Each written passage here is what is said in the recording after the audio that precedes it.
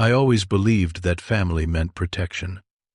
For 8 years I built a life with my wife, Diane, raised our son Ethan, and welcomed her younger brother Kyle into our home like he was my own blood. I helped him, trusted him, and when I accidentally discovered his darkest secret, I chose to protect him. That decision would cost me everything. One secret led to blackmail. Blackmail led to betrayal, and in the end, my wife chose her brother over our son. Before we begin this story, let me know where you are watching from today. Drop your location in the comments below. If stories about family betrayal and finding your strength resonate with you, hit that like button and subscribe to the channel. Now let me take you back to the night everything started to fall apart, and you will see how keeping one secret can cost you everything you love. My name is Arnold. I am 34 years old, and I work as a senior software engineer at a technology company in Austin, Texas. I met Diane during our junior year at the University of Texas. She was studying accounting, quiet but warm, the kind of woman who remembered everyone's birthday and always knew the right thing to say when someone was hurting. We dated for 3 years before I proposed, got married the summer after graduation, and bought our first house 2 years later. Our son Ethan came along when Diane was 26. He is 6 now, just started first grade, and he has his mother's kind eyes and my stubborn streak. We built a good life together. Nothing fancy but solid. A 3-bedroom house in the suburbs, 2 cars in the driveway, a savings account that grew a little every month. I thought we had everything figured out, but there was one thing about Diane I learned early in our relationship. Her younger brother Kyle was untouchable. Diane and Kyle lost their mother to cancer when Diane was just 12 and Kyle was 7. Their father Harold remarried a few years later, and while Susan was a decent stepmother, Diane had already taken on the role of protecting her little brother. That bond never faded. In her eyes, Kyle could do no wrong. Kyle was 27 when everything happened. 5 years younger than Diane, charming on the surface, always quick with a joke or a compliment. He worked in sales, though he changed jobs frequently. Never stayed anywhere longer than a year or so. He had been dating a girl named Megan for 2 years, and they were talking about getting engaged. Megan was sweet, trusting, the kind of person who saw the best in everyone. I liked her. I liked Kyle too at first. When he needed help fixing his car, I spent my Saturday underneath his truck. When he was short on rent, I loaned him $500 without asking questions. When he needed a new laptop for work, I helped him find a deal and even drove him to pick it up. I treated him like a younger brother because I thought that is what family does. We had dinner together almost every Sunday. Kyle would come over, play with Ethan in the backyard, compliment Diane's cooking, and thank me for whatever small favor I had done that week. It felt normal. It felt like family. Then came the business trip to Dallas.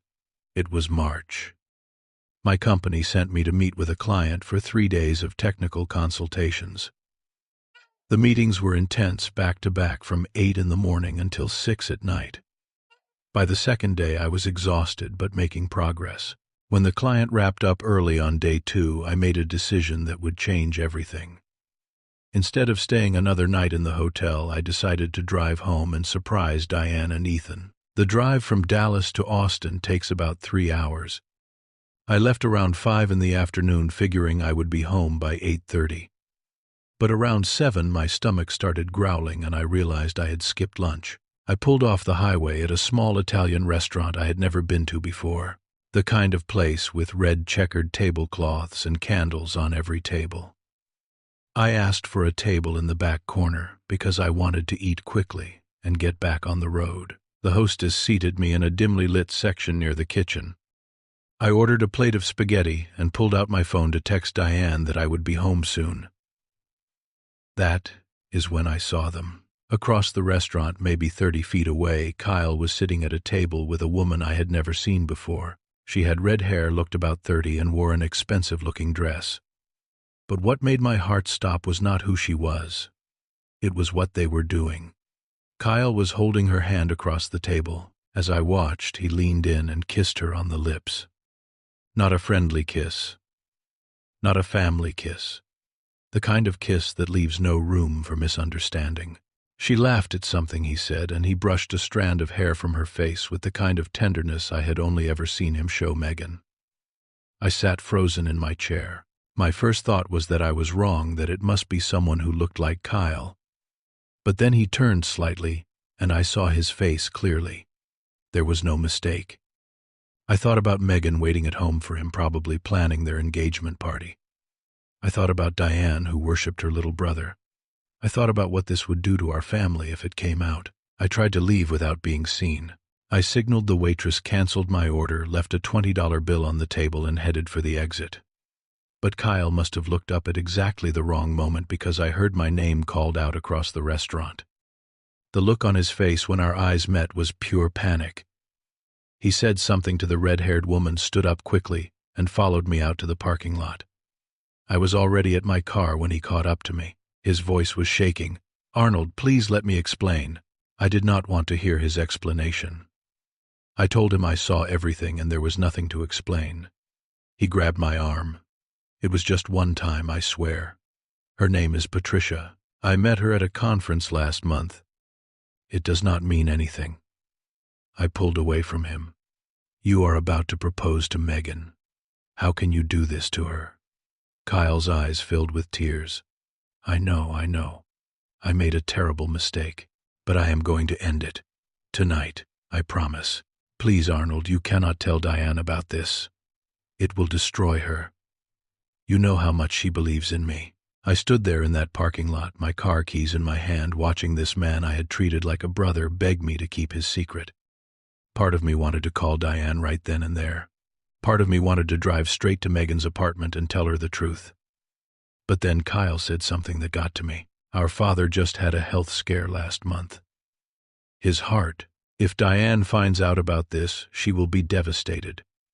And if Dad finds out while he is recovering, it could make everything worse. Please, Arnold, I am begging you. Give me a chance to make this right.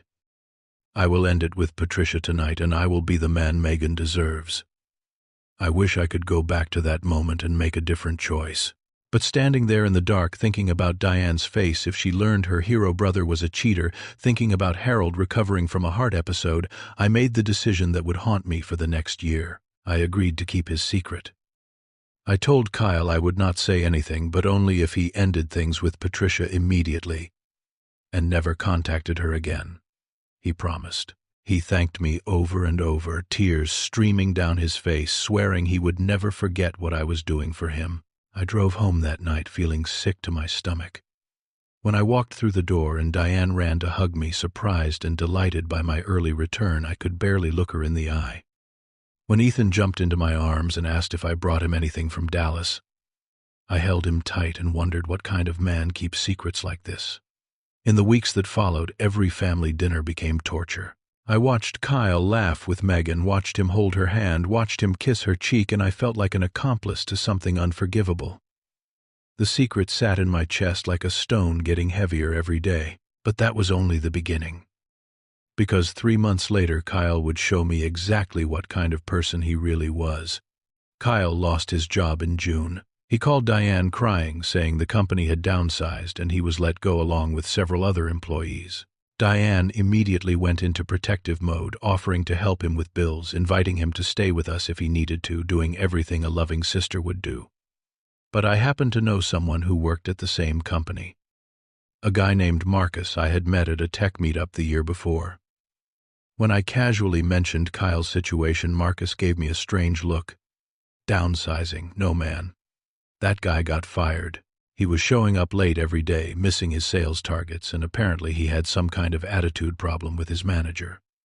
They gave him 3 warnings before they let him go." I did not tell Diane what I had learned. By that point, I was already keeping one secret. What was one more, Kyle started looking for work, or at least he claimed to be looking. He would come over to our house to use my computer for job applications, eat dinner with us, and talk about all the interviews he had lined up. I offered to be a reference for him, thinking that was a reasonable way to help. I wrote him a general reference letter. I said he was hard-working, reliable, and good with people. The kind of generic praise you give when you want to help someone without lying outright. But it was not enough. A few weeks later, Kyle approached me with a different request. He had applied for an IT support position at an insurance company, but they wanted someone with technical experience. Could I, he asked, tell them that he used to work at my company? Just say he was a junior developer for a couple of years. Nothing major. Just enough to get his foot in the door. I told him no. Absolutely not. That was fraud. If anyone found out, it could cost me my job, my reputation, everything I had worked for. Kyle's demeanor changed in an instant. The pleading look in his eyes turned cold. Come on, Arnold. After everything, you have been keeping my secret for months now. We are already in this together. I felt the blood drain from my face. I am saying that if you do not help me with this job, I might have to tell Diane the truth about that night in Dallas. Except my version will be a little different. I will tell her that you saw me with Patricia, and instead of telling her right away, you decided to hold on to that information. You kept it from her for months. How do you think she will feel knowing her husband has been lying to her all this time? I could not believe what I was hearing. Are you threatening me? Kyle shrugged. I am just saying we both have something to lose here. Help me get this job and everyone stays happy. I should have called his bluff. I should have walked inside, told Diane everything, and let the chips fall where they may. But I thought about how she would react. Diane had a tendency to see things in black and white when it came to Kyle. In her mind, I would become the villain who kept secrets and then ruined her brother's life by exposing them. Against every instinct I had, I agreed. When the insurance company's HR department called to verify Kyle's employment, I lied. I told them he had worked at my company for 2 years as a junior developer. I confirmed dates, responsibilities, and performance. Every word out of my mouth made me feel smaller. Kyle got the job. He never thanked me properly. He just nodded when I told him like he had expected it all along. Over the next few months, Kyle's true nature revealed itself completely.